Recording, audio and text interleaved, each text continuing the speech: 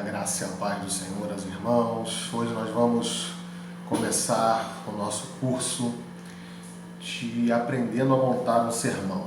Homilética, que é o nome estruturado quando a gente faz algum curso bíblico. E o que seria isso? O que seria a homilética ou a arte de pregar os sermãos? É justamente esse conjunto de ferramentas que nós devemos utilizar para que nós consigamos atingir o coração do público-alvo para o qual nós estamos pregando. E qual é o fundamento disso? O fundamento disso está relacionado com o que Jesus ele ensinava e pregava no seu tempo. Não que Jesus tenha feito qualquer tipo de curso, Jesus era Deus, era soberano, e nessa soberania, tamanho conhecimento que ele tinha, ele sabia que a arte de se comunicar de maneira simples e a arte de você conseguir utilizar um linguajar e uma forma de você falar para o seu público-alvo é absolutamente importante para a persuasão, para você abrir o coração daquele que está ouvindo, para que o Espírito Santo possa trabalhar e fazer aquilo que é a obra divina, que é o convencimento do pecado e o arrependimento para a salvação. E eu creio que todos aqueles que pregam têm esse objetivo, de levar mais pessoas a conhecerem e reconhecerem a soberania de Deus através da obra completa de Jesus na cruz. Amém? Então Jesus, o que ele fazia? E ele é o nosso modelo e nós devemos reproduzir esse modelo. Ele utilizava parábolas. E essas parábolas eles estavam intimamente vinculadas à realidade da época em que ele vivia. Então, se você for olhar as parábolas, você vai ver que as parábolas tratavam sobre questões rurais, questões de agricultura, porque aquele período histórico era um período onde as pessoas vivenciavam.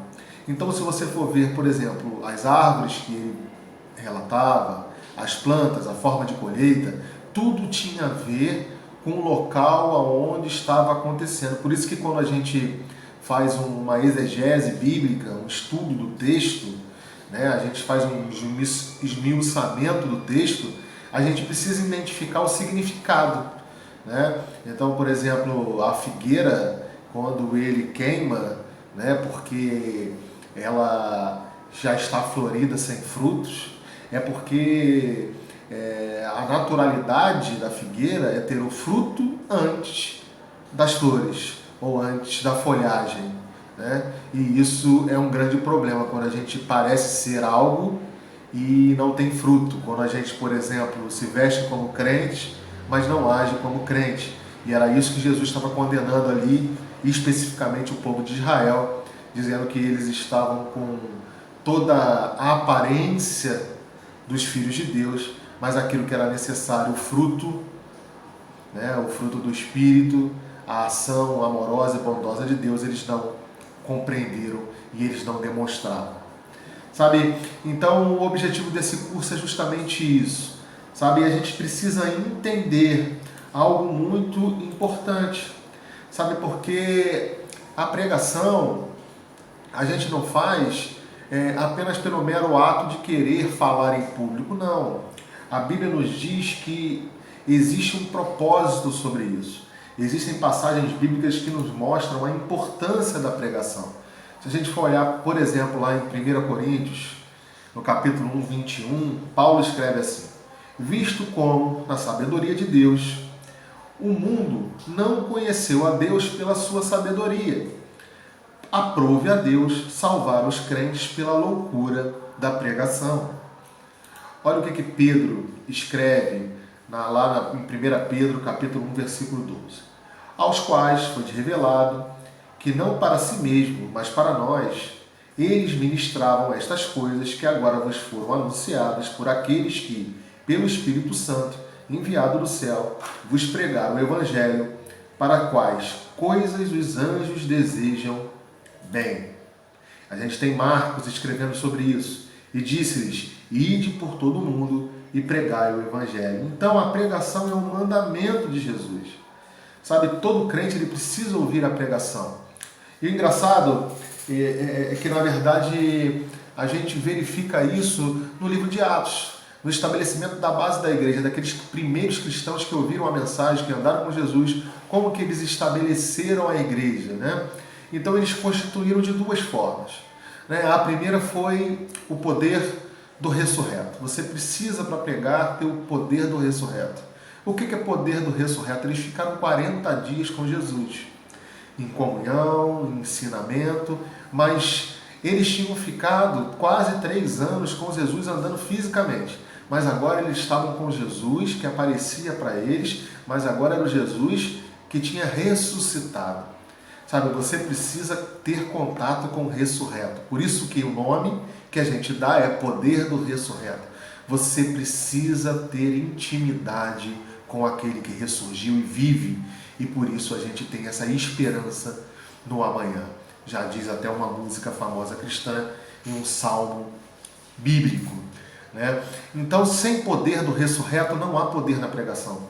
A pregação ela não é uma palestra. A pregação ela não é um ato de você fazer comédia, levar as pessoas ao entretenimento. A pregação ela tem um objetivo de abrir o coração para a semente do evangelho ser plantada, e aquele que semeia, ele colhe lá no final os frutos, porque quem rega é Deus, quem faz crescer é Deus, e por isso ninguém é dono da obra de Deus.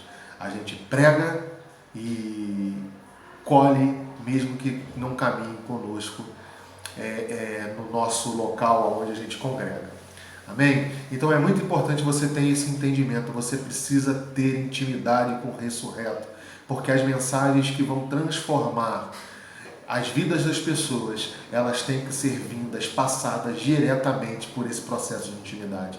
Então você precisa ler a Bíblia, você precisa orar, jejuar, você precisa ter essa entrega em desejar conhecer, falar e ouvir diretamente daquele que morreu por nós, mas hoje vive e resolveu por um ato de amor fazer ao nosso tabernáculo, a nossa carne, o seu tabernáculo nesse período em que nós estamos aqui, até que nós possamos passar para o tabernáculo eterno, que é na Nova Jerusalém.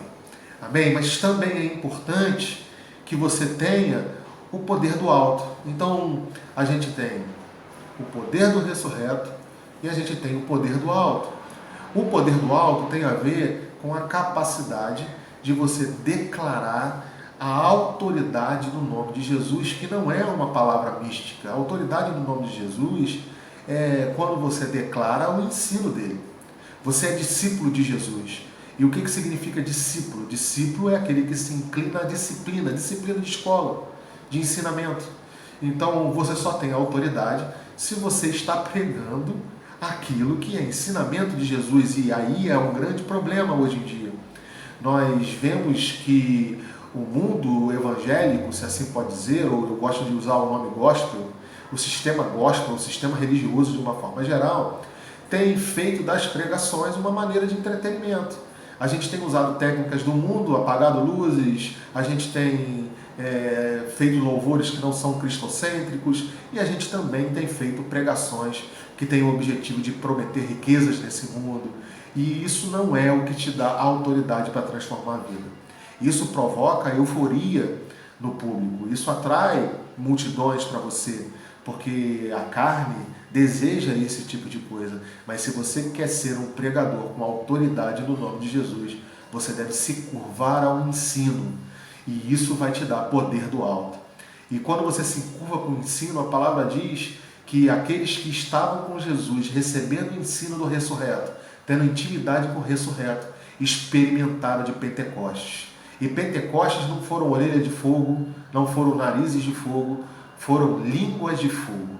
Então, a capacidade que o Senhor vai te dar nesse processo de intimidade com o ressurreto é poder do alto, é poder de você ter palavras capazes de romper todos os agrilhões, todas as correntes, capazes de dividir aquilo que é espiritual e aquilo que é carnal, e penetrar nos corações daqueles que precisam da salvação. sabe? Então a pregação é algo muito sério, é algo muito importante e que você precisa se preparar para isso. E esse é o objetivo do nosso curso, de trazer ferramentas para a pregação. Sabe, hoje nós vemos muitos problemas com relação à pregação. E esses problemas eu já relatei alguns aqui, né? Falta de preparo espiritual, falta de leitura da Bíblia, de entendimento da Bíblia. Nós vamos falar aqui sobre como interpretar a Bíblia, porque a Bíblia ela não é um livrinho de história da Mônica, não é um livrinho do Cascão. Abraão não é... Abraão, ele tem que ser olhado como alguém que representa um tipo, uma linhagem humana, que você deve compreender essa linhagem e pegar e adaptar para os dias atuais, sabe? Então, esse é o objetivo que nós vamos estar falando nesse curso, que você possa ser abençoado. Nós vamos tentar fazer sempre vídeos nessa média de 10, 11 minutos, para não ficar algo muito extenso.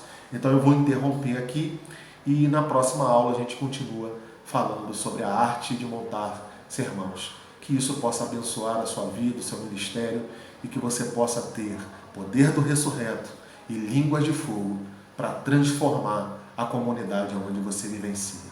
Que Deus lhe abençoe e um grande abraço.